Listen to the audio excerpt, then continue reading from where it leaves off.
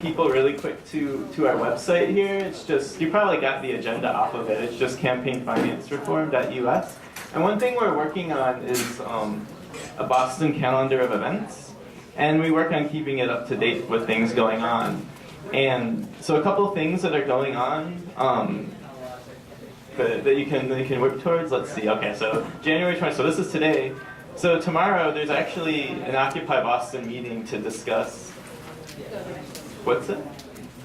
Okay, to discuss, to continue the discussion on state and city resolutions. And I know a lot of people here are maybe tired and it's been like a long 2 days, but I think, there's other people in Occupy that still have even more energy to put into this. And so if you're interested, that's going on. And then the other thing I wanted to call attention to is that on February 28th, that's the day of the public hearing for S772. And I think we don't even know yet how to organize for that or what to do for that. And but I think that's just something to keep on the calendar and to think about going forward. So let me get this out of the way. Oh yeah, and also, I'm sorry. So besides, trying to keep this short, but I mean, we're definitely really thankful to everyone we worked with and all the groups that have set up here. And I just wanted to do some special thank yous to some groups we hadn't thanked previously, which is Dean's Beans. And also I wanted to encourage people to take some of the tiny tents to start their own little occupation. And also, I mean, this event was put on by Occupy, by donations that have come from the community. And yeah. I don't even, the applause is for who, I don't even know who it's for, because it's for everyone we can't do stuff. Yeah, for everyone. Okay, and so we do have a donations box by the door, and so if you are interested in seeing more events like this, that's one way to make that happen. A quick announcement. Mm-hmm. Tomorrow, 3 to 5 at the Newton Unitarian Church, there is a Newton GA where we will be bringing these amendments to that GA to pass. Move. Cool. Whatever, you know what I'm talking about. Sometimes citizens. You will have no football fans at your meeting. Okay. What time is it? 35. Yeah. Another thing is there is a sign-up list that is going around, and I have some up here if you guys would like to sign up to read future emails. There's more here too. And there's more there. And then Judy, did you have? I'd like to ask for a round of applause for the organizers, the Occupy organizers.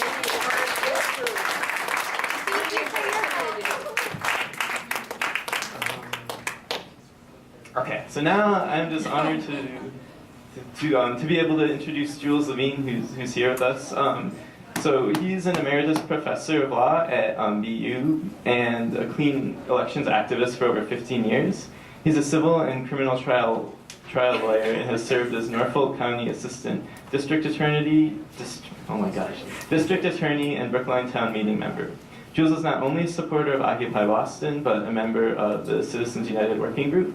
And I just want to say, is also as a member of the working group, and I think he'll talk about this a little, so I don't want to steal your thunder, but you've been with us from the beginning, and you've done so much for us in just helping to educate us and to give us a space to meet, and you always just have a lot of insight and teach us things we don't know, and so we're just all really thankful for having the chance to work with you. So thanks very much.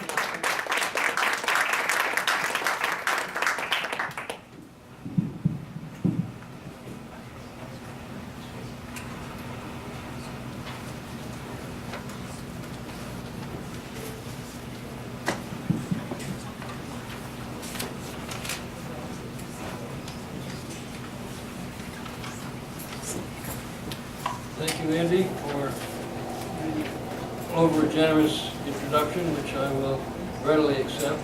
And it's nice to be able to talk with you to wrap up our 2 days and talk about some next steps. Yeah, we can. The mic's on. Raise it. Okay.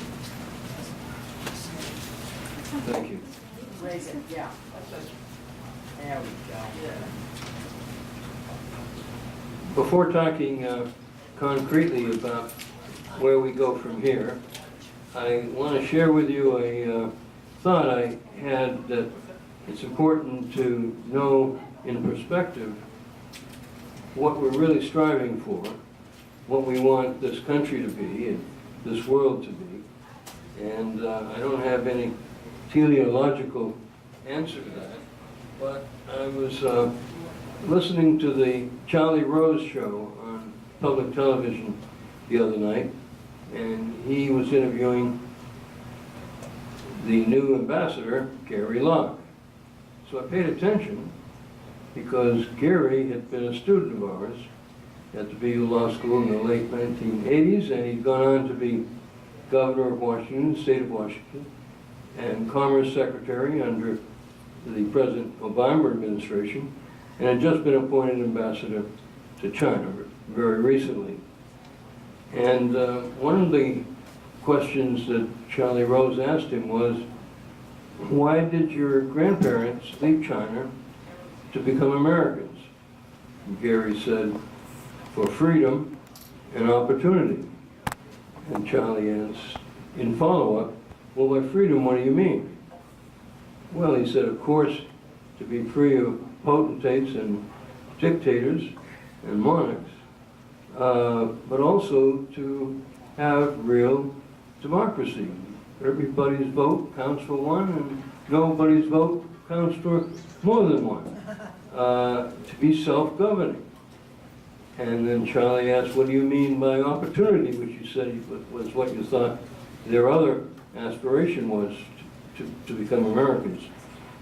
He said a little bit more succinctly, to have a fair chance for economic success, or the American dream. And it struck a chord with me because over the years I had heard anecdotes about how my own grandparents left Europe and became Americans, and it was quite similar.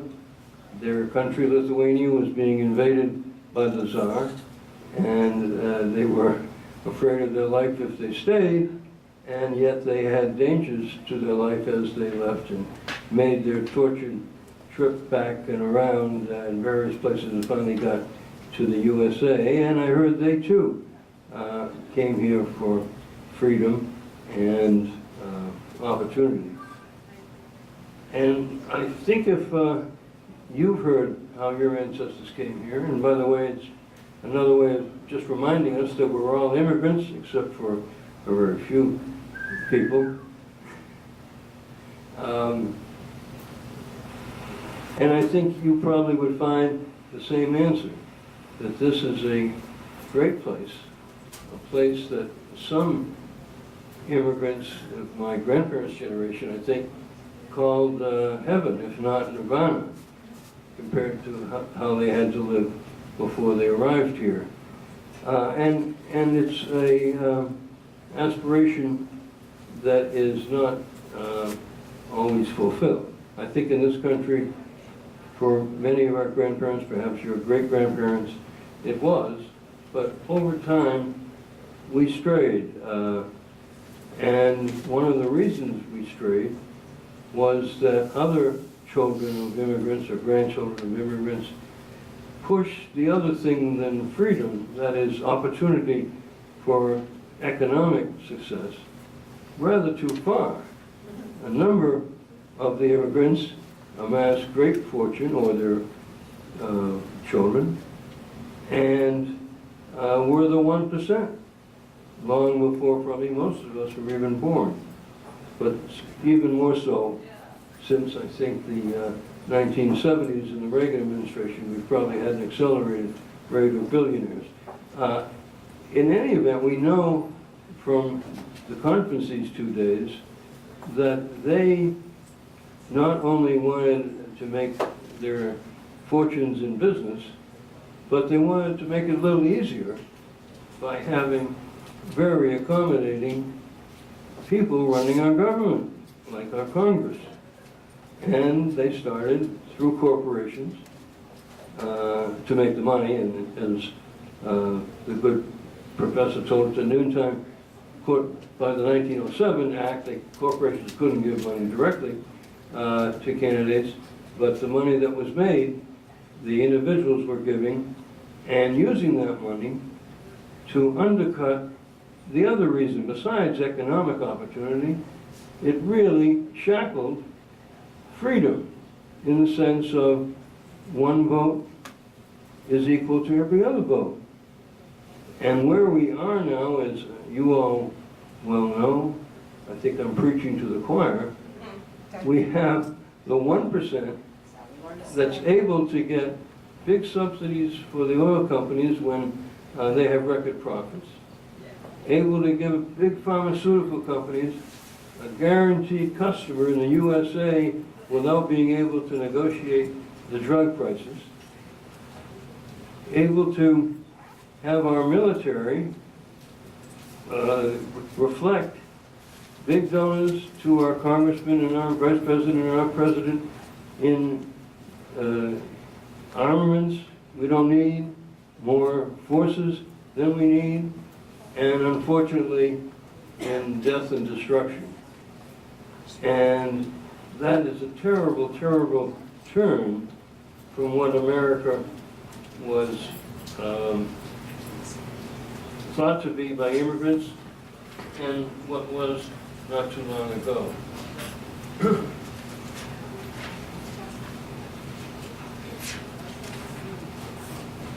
Turns out that the 1% are almost able to control our destinies as much as the czars in Russia or other dictators, potentates in China. And so I think we agreed that's a sad state and we've got to do something about it. And it seemed to me, by listening here most of the time, that the next steps to attack this very, very regrettable predicament that this country is in are two large ones. One, to try to get constitutional amendment to reverse Citizens United so that those super PACs don't swamp our elections as apparently they did in Iowa so recently. Even I think Professor Lessig, as great an authority as he is, feels that only a constitutional amendment will do that. What can we do when we leave here for that purpose? Well, we can help and join with Common Cause in trying to get resolutions from our cities and towns favoring the amendment and Congress starting it off, going through the process.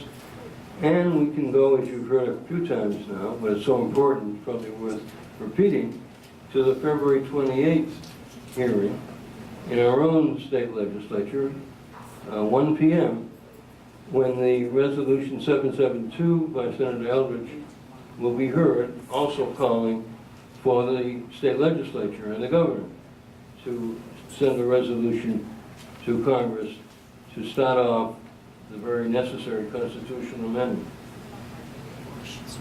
The other remedy that I think I heard, and it may be that as a human I hear sometimes what I want to hear, but I think the second major remedy was public financing of elections. It seemed to be that, at least except for one very articulate opponent in my breakout group, pretty well agreed that if we do what public financing does, number one, and this is a little bit overgeneralized statement, but number one, prohibits private contributions to our lawmakers. And so there's no reason for the lawmakers anymore to close their minds to what we propose, the 99%, and keep supporting the 1% so that they will get those contributions and those super PAC independent expenditures for the next re-election. And the other thing it does is levels the playing field for challenges to take on incumbents if they're all participating in the public system with essentially the same financial means, so that the result hopefully will achieve what my grandparents and yours hoped for, a judgment by the people not based on who had greater wealth. That's really inimical to this country. I said that maybe I was not completely unbiased in thinking that there was the general agreement, I won't call it consensus to occupy people, but we didn't go through that process, but general agreement that public financing ought to be sought in a very vigorous and determined fashion. I think you've heard that in 1998 the state did pass by ballot question public financing. I started working on it in 1997, and I'm still working on it. We did pass it, 66% of the people voted for it. The legislature repealed it. Who were the legislature? They were incumbents. How did they get in office? By the money system, by the private contributions. It's pretty elementary that they're not going to want to change that and risk winning on the merits alone. They're going to stay in office, for most of them, as long as they can, and we can't expect that to change. But some of us continued to push with common cause. One of the governor's counselors from Springfield, Mr. Greeley, tried to get support out there and on Cape Cod to either lobby more strongly for a bill or go the initiative route against, lobby later against repeal. But we just didn't have the horses. We didn't have the large grassroots support that we need.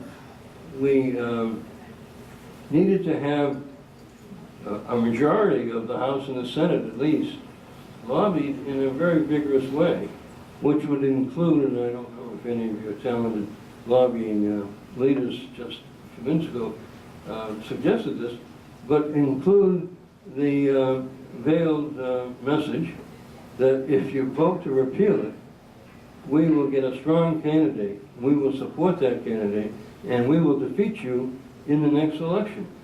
Now, some of us almost said that back in 1983, but we didn't have enough people supporting us to make good on that. And I thought once the Occupy movement came to my attention, and I saw that its values and many of its reforms were my values and my reforms, but one of them particular interest to me, the public financing of elections, I thought that now, if we go through a similar process, we can have the clout to make the legislature let the people rule, let their law that they make by the ballot question stand. And regrettably, one reason I think we have it is not only the turnout yesterday and today on this subject of money in politics, but also because of the fact that since 2008, a good number of Americans, Massachusetts people, haven't had much food in their stomachs or much of a roof over their head. And I think that generates fire in the belly. If that gets you moving. We didn't have that in 2003. This was the Clinton prosperity and the Bush first year, and everything was quite okay financially. That's not true anymore. And it won't be true until we get the 1% having their hands off our elected representatives. In that respect, let me just harken back to the hearing on the 28th of February. As many of you as can should attend. In addition, you should contact your own senator and representative, at least in where you live, and ask them to contact the members of the Judiciary Committee and express strongly that the people want this and need this. The committee, after hearing, may not decide on the spot. They may adjourn and not even announce when they'll decide. That's another time to get your own representative on the phone or go to visit your senator and ask that they renew the call to let this come to the full Senate, let the state know who will stand up for the 99% and who will only look out for the 1%.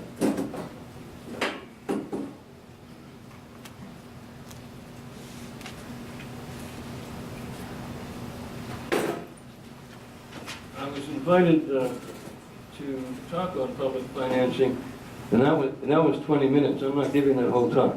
the first time I guess the second time I went to the encampment in Dewey Square. But I think it's very, very meritorious, worth at least 15 minutes. And I'm not going to go into that detail here. But fortunately, Andy Stein of this working group was there and afterward asked me if I would like to join the working group against Citizens United. And I did, I certainly did. I've been flailing around for ways to get public financing, and I thought, you're the ones. Let me join with you. And it's been a very productive period, culminating in this summit. So one of the next steps that I'm going to take is to continue working on public financing. But there are others that you may want to pursue as well. Sometimes you want to do it just as Occupy Boston. Other times you might want to join Common Cause, Public Citizen, and so forth. And I think that we ought to be flexible about that. We have so much more in common than divides us that there's no reason we shouldn't have coordinated efforts. And there are many other ills in our society besides private financing of elections. One of them is the other aspiration of all of our ancestors when they came to America, the opportunity to make a fair financial living, to have the American dream. And I know a lot of the Occupy attention and working groups, I think, are addressing those economic issues and the inequity of the great discrepancy in wealth, net worth, and income in this country. And some of you may want to do that as well.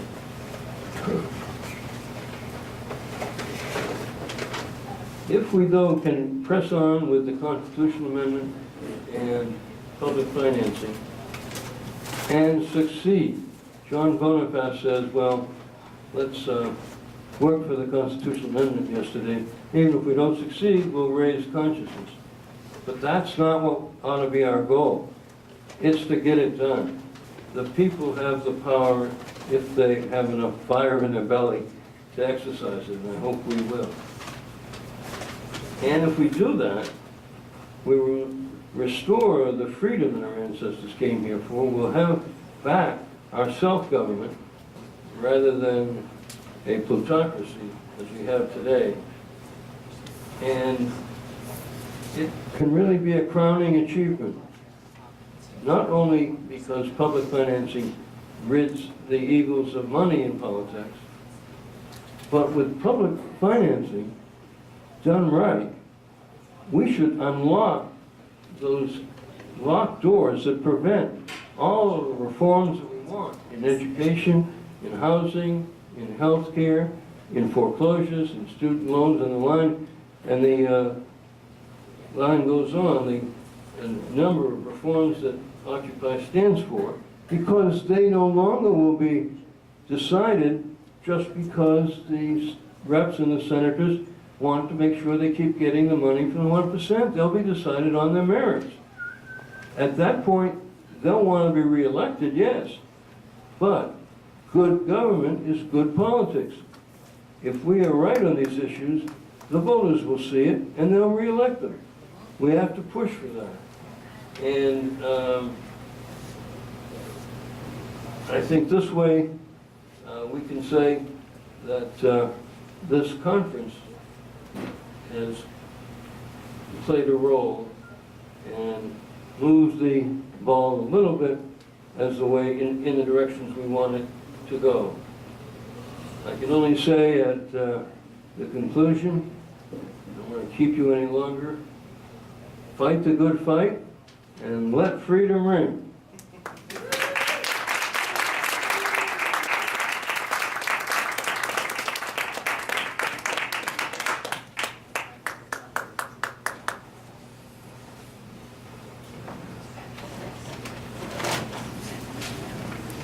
Okay. Yeah. Thanks again. I guess let me just check. Hey, Laura, are there any other announcements or anything? Just take the tiny tents and disperse them wherever you can. And thank you all for coming and staying. I know this was a long 2 days, but I think we got a lot of work done. We need to put everything back. Yeah, if you could help, just maybe put the chairs back on the tables, and if they were. It's over now.